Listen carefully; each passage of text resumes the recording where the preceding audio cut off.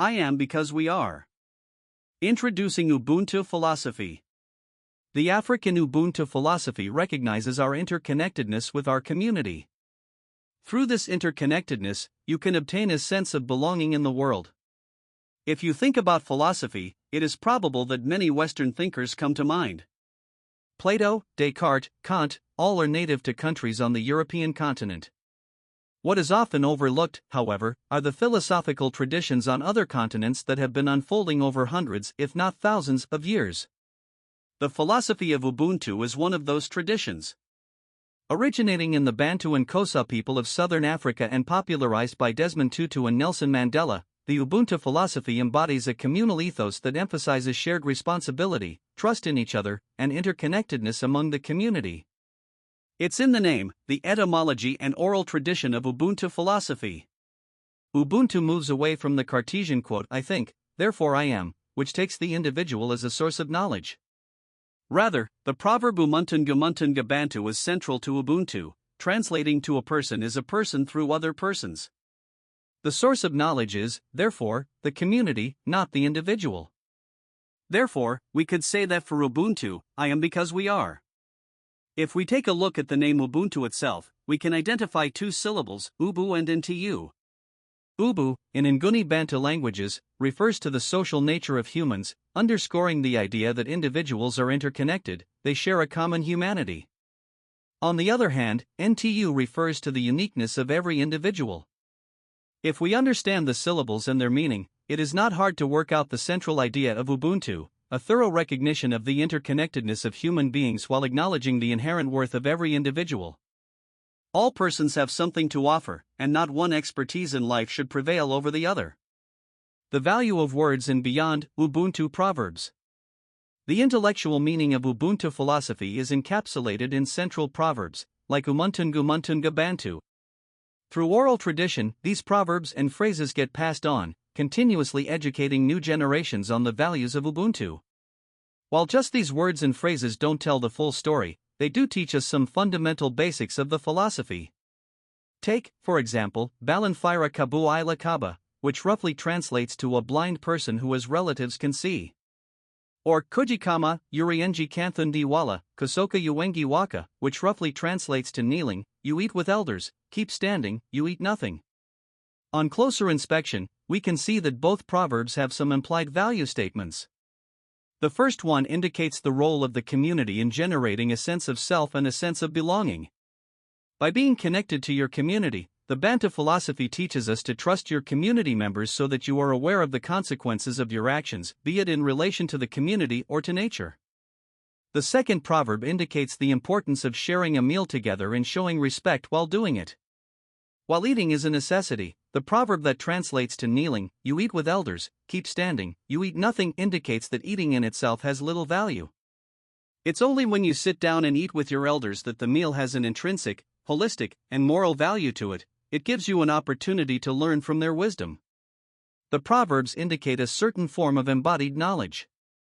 This is helped by the fact that the Bantu languages are more sophisticated than the English language. This allows for expressing more profound statements when compared to English expressions. The knowledge encapsulated in proverbs is passed on from generation to generation through oral tradition, even teaching people outside Africa about the cornerstones of Ubuntu.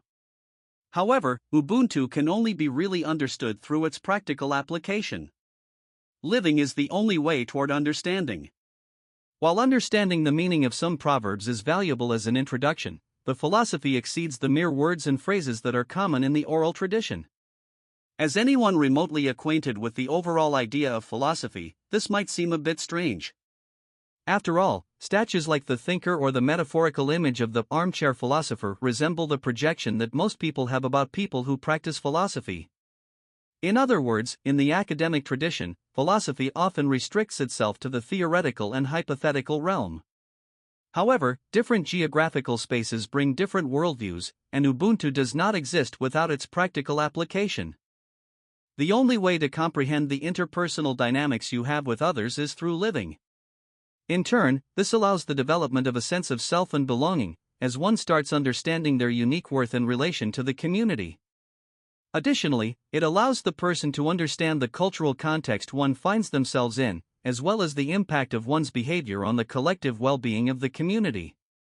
Because of this, every member of the community can flourish in their own way while being thoroughly respected for their uniqueness by the community members. How conflict resolution exemplifies Ubuntu philosophy.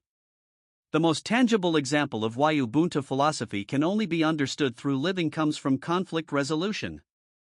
Conflict resolution is applied to either local problems that involve theft or other forms of criminality, or to grander structural problems like the consequences of colonialism and apartheid. Both approaches are rooted in actively gathering with members of the community and restoring relationships. In the instance of theft or other forms of criminality, the community can get together and reflect on the implications of the crime for the wider communities or affected individuals. The traditional jurisprudence of Ubuntu revolves around the concept of unha, which acknowledges that crimes committed by one individual have far-going consequences, exceeding the offender and the affected persons involved. Through dialogue and trust, a punishment is formulated. However, one might wonder if this is an actual punishment in the true sense of the word. Rather, the focus is on healing the relationship between the offender and the community. Dialogue, apology, and education are central, as opposed to giving the offender a fine or a jail sentence. From an Ubuntu perspective, one might indeed wonder what the value of incarceration is if the relationship with the community is never restored. For if it's never restored, it will certainly happen again. On the grander and more structural level relating to the consequences of colonialism and apartheid, Ubuntu offers similar healing processes. To address historical injustices, promote reconciliation, and manifest social cohesion, collective healing ceremonies and memorial services are essential. These allow the community to accept past violations, recognize the consequences for the present, and create a just path forward for the future. The focus is on the spiritual essence of the community members, which is deemed the highest value of a person. It is considered essential for the expression of character. The bad spirits, in this case, the ongoing consequences of apartheid and colonialism, are to be killed with kindness. Through the communal process of recognition and healing, the dreadful past can be killed and replaced with contemporary values like inclusivity and trust, which are defined by the characters in the community. How a community can be more than living people. The role of spirituality in Ubuntu is already evident from the conflict resolution mechanisms we just mentioned. Still, spiritual importance goes beyond conflict resolution. It also has implications for what is perceived to be the community. In order to understand the foundational role of spirituality in relation to the community, we need to understand what spirituality in Ubuntu encompasses. Mayer and Wallach define this as follows. Spirituality is the habit of being oriented towards and motivated by a reality beyond the immediate needs and wants of our ego. This habit stems from some kind of immediate experience of reality. Experience means that an insight is holistic, comprising cognition, emotion, and motivation or behavior. So really, spirituality in Ubuntu doesn't implicate a higher spirit that informs every action and move of people. Rather, it focuses on all the experiences taking place in the earthly realm, simultaneously affirming the idea that Ubuntu needs to be lived in order to be understood properly. Through living in spiritual health, one starts to gain an understanding about every relationship that is fundamental for the life of the individual. Because of this holistic approach, the recognition of community is allowed to go beyond the living humans that are part of a community. It means that the individual understands that all influences form their current being. Beyond people living and dead, what influences and forms the individual? According to Ubuntu, the community consists of all living beings in the natural world, the relations between humans and other living beings, but also the cosmos, social events, and the ancestors. The be before being in Ubuntu philosophy. How should we understand the idea that deceased ancestors and nature are part of the community? It mostly has to do with respecting what previous generations and the natural world have already built for you.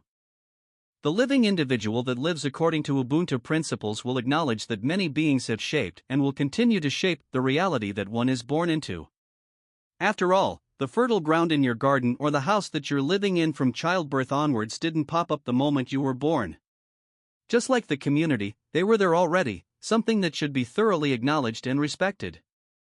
Your ancestors and the natural world created the environment for you to be. By acknowledging your foundation, you can now start being the person you are.